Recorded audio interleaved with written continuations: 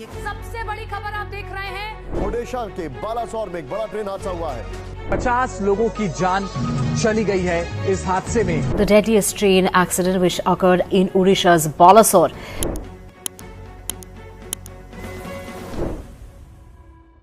दोस्तों, ओडिशा के बालासोर में शुक्रवार की शाम को एक बड़ा ट्रेन एक्सीडेंट हुआ जिसमें 280 लोगों के मारे जाने की खबर है और 900 से ज्यादा पैसेंजर्स के इंजर्ड होने की बात कही जा रही है। मीडिया रिपोर्ट्स के अनुसार पहले हावड़ा बेंगलुरु ट्रेन के कई कोच पटरी से उतरे और दूसरे ट्रैक पर शालीमार चेन्नई सेंट्रल कोरोमंडल एक्सप्रेस से टकरा गए। इसके बाद कोरोमंडल ट्रेन के कोच भी पटरी से उतर गए और बगल से गुजर रही मालगाड़ी से टकरा गए, जिसके बाद ये एक्सीडेंट हो गया। दरअसल हुआ कुछ ऐसा कि train number 12864 Bengaluru Howrah super fast express 1 जून को सुबह 7:30 बजे बेंगलुरु के यशवंतपुर स्टेशन से चलती है।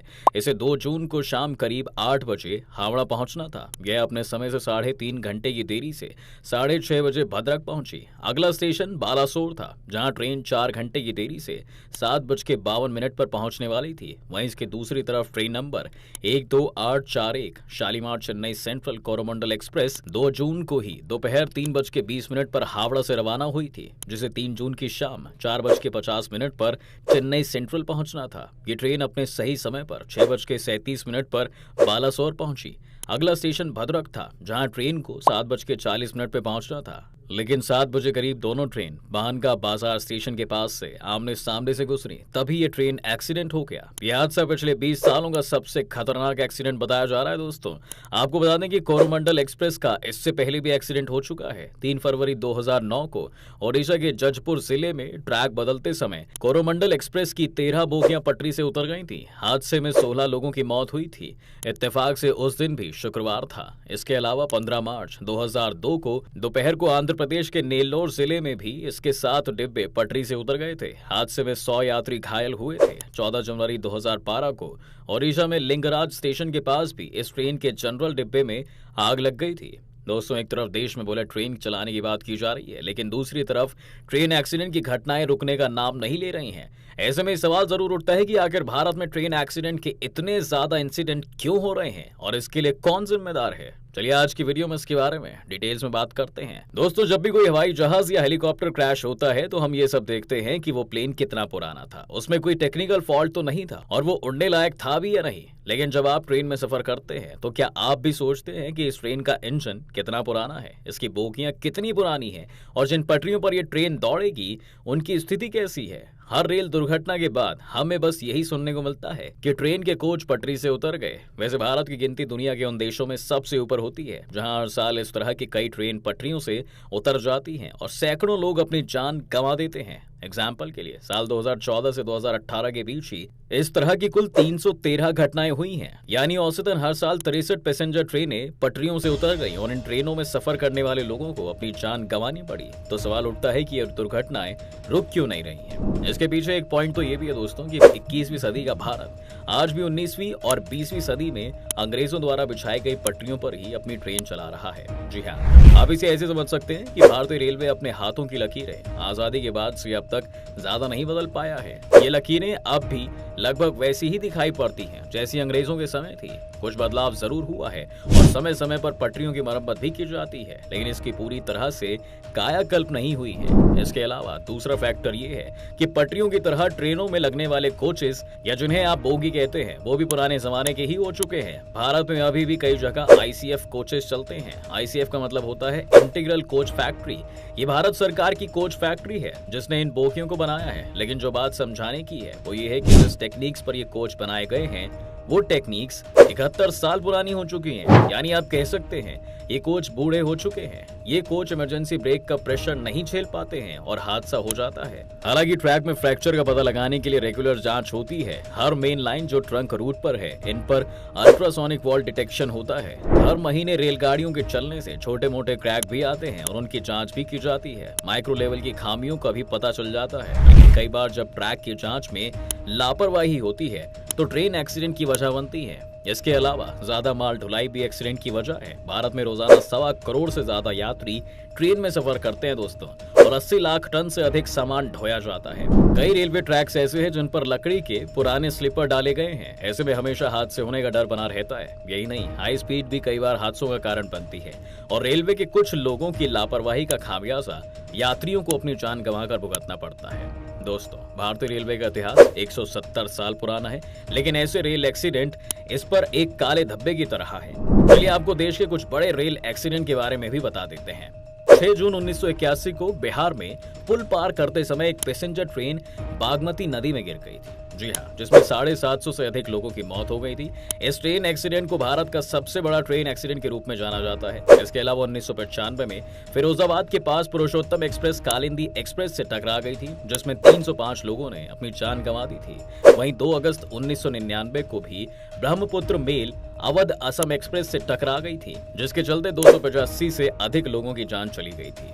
ऐसे हादसों के बाद सरकार भी पिछले कुछ सालों से ट्रेन एक्सीडेंट्स को रोकने के लिए कुछ इंपॉर्टेंट स्टेप्स भी ले रही है। रेलवे लाइंस के एक्सपेंशन से लेकर पुराने स्लीपर्स को बदलने और नए पुलों से लेकर मॉडर्न कोचेस बनाने तक सुधार की दिशा में लगातार कई काम हो रहे हैं। ठंड के दिनों में कोहरे में दुर्घटना की आशंका को रोकने के लिए अब ट्रेनों के इंजन में फॉग कटर लाइट का भी इस्तेमाल किया जा रहा है। पहले कई बार ट्रेन के ड्राइवर को लाल सिग्नल नहीं दिख पाने के कारण ट्रेन आगे बढ़ जाती थी, जिससे ट्रेन एक्सीडेंट होने का खतरा बना रहता था। इसलिए रेलवे ने इस तरह के नई तरीके के डिवाइस तैयार किए हैं। ये डिवाइस ट्रेन के इंजन के ब्रेक सिस्टम और इंजन को बंद करने वाले सिस्टम से जुड़े रहेंगे। सिग्नल के 500 मीटर पहले ही ट्रेन के पहुंचने पर इंजन के अंदर लगी डिवाइस ड्राइवर को अलर्ट कर देगी। यह डिवाइस ड्राइवर को अलर्ट करेगी कि सिग्नल आने वाला है। साथ ही यह भी बता देगी कि सिग्नल लाल है या हरा है।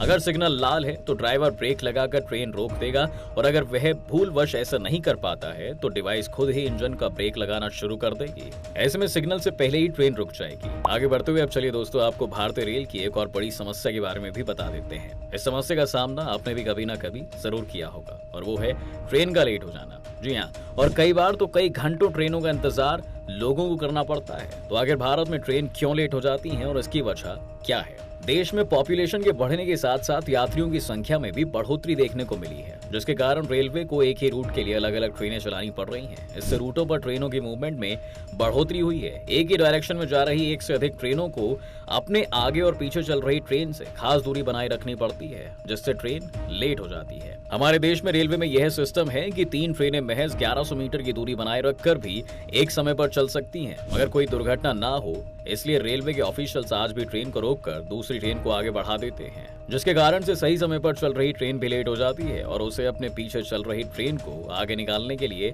स्टेशनों पर रोकना पड़ता है, और वो भी लंबे समय के लिए। इस कारण से भी ट्रेन लेट हो जाती है। दोस्तों, देखा जाए तो रेलवे के ट्रैक इतने कैपेबल है कि उन पर 120 किलोमीटर प्रति घंटे की रफ्तार से ट्रेनें चलाई जा सकती हैं, मगर इतनी स्पीड से ट्रेनों को चलाने की रेलवे को परमिशन नहीं दी गई है, और ना ही ट्रैकों का मेंटेनेंस सही तरीके से किया जा रहा है, जिससे ट्रेन लेट हो जा रही है, क्योंकि ट्रेन को सही से स्पीड नहीं मिल रही है। इसके साथ ही ट्रेन लेट होने की कई और वजहें हैं, जैसे रेलवे के कई ऐसे प्रोजेक्ट्स जो सरकार के बदलने पर रोक दिए जाते हैं या फिर शुरू ही नहीं हो पाते। साथ ही रेलवे में हो रहे घाटे के कारण भी समय पर प्रोजेक्ट पूरे नहीं हो पाते, और फिर इन योजनाओं की कीमत साल दर साल बढ़ती जाती है और इन प्रोजेक्ट को पूरा करने में देरी हो जाती है। कई जगह ऐसी भी है देश में जहां डबल लाइन तो है, लेकिन वहां नदी नालों पर पुल का काम रुका हुआ है, जिसके कारण सही से ट्रेन नहीं चल पाती है। दोस्तों, इन कारणों के साथ साथ रेलवे ऑफिशियल्स को भी ट्रेन लेट होने का जिम्मेदार बताया जाता है। जी हाँ, समय के साथ रेलवे ऑफिशियल्स और रेलवे में जिस तरह का बदलाव होना चाहिए था वो नहीं हो पा रहा है। कई बार तो ऐसा भी देखने को मिला है कि ट्रेन आने की घोषणा किसी प्लेटफॉर्म पर हो रही हो, लेकिन ट्रेन दूसरे प्लेटफॉर्म पर आ जाती है। ये रेलवे के ऑफिशियल्स की लापरवाहियों के कारण ही होता है। ऐसा भी कहा जाता है कि अगर कोई ट्रेन लेट हो रही होती है तो अधिकारी ट्रेन को सही समय पर लाने की बजाय जगह जगह रोक देते हैं, या यूं कहें कि मैनेज नहीं कर पाते। ये भी ट्रेन लेट होने का कारण बन जाता है। ट्रेन के लेट होने का कारण इंजीनियरिंग से भी जुड़ा होता है। ट्रैक पर किसी भी तरह का सिग्नल का काम या OHI यानी कि ओवरहेड वायर के काम करने की वजह से ट्रेन लेट हो जाती है। वहीं 21% ट्रेनें एसेट्स फेलियर यानी रेलवे के कोई सिस्टम फेल हो जाने से लेट होती हैं। इसमें कई बार देखा गया है कि सिग्नल के फेल होने, इंजन फेल होना, कैरेज और वैगन में गड़बड़ी या OHI के फेल होने से भी ट्रेन लेट हो जाती है। वहीं कई बार कुछ बाहरी वजहों से भी ट्रेन लेट हो जाती है, जैसे chain pulling, level crossing gate, track पर किसी तरह के हादसे, ट्रैक पर किसी तरह का प्रोटेस्ट या मौसम की वजह से लेट होना। ट्रैक पर कंजक्शन का होना भी ट्रेन के लेट होने का कारण है। वैसे आपको जानकर हैरानी होगी कि पंक्चुअली में सबसे बुरी हालत साउथ ईस्टर्न रेलवे की है। जी हाँ, वेस्टर्न और सेंट्रल रेलवे इस लिहाज से सबसे बेहतर है। अगर पंक्चुअलिटी में रेलवे डिवीजन की बात करें तो हावड़ा डिवीजन की हालत बहुत खराब है। वहीं उत्तर रेलवे के 3 मंडल लखनऊ, मुरादाबाद और दिल्ली इसमें अंतिम पायदान की तरफ हैं।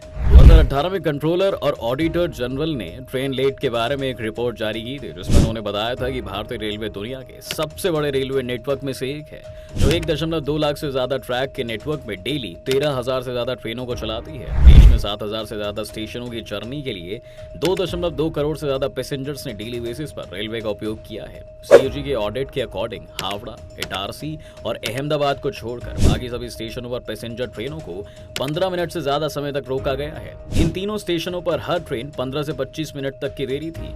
यह भी नोट किया गया कि मालगाड़ियों की देरी और भी अधिक थी और दिल्ली को छोड़कर सभी बाकी स्टेशनों पर 21 से 100 मिनट सभी मालगाड़ियां लेट थी। इन सब चीजों को जानने के बाद दोस्तों आप समझ ही सकते हैं कि भारतीय रेलवे अपनी दावों पर कितनी खरी उतरी है। तो दोस्तों उम्मीद करते हैं कि आपको इस वीडियो में कई और नई जानकारी मिली होगी। इंडियन रेलवे से जुड़ी अगर आपकी भी ऐसी कोई यादें हैं तो हमें कमेंट बॉक्स में जरूर लिखिए। वीडियो अगर आपको पसंद आई हो तो लाइक कीजिए, हमारे चैनल को आज ही सब्सक्राइब भी कीजिए।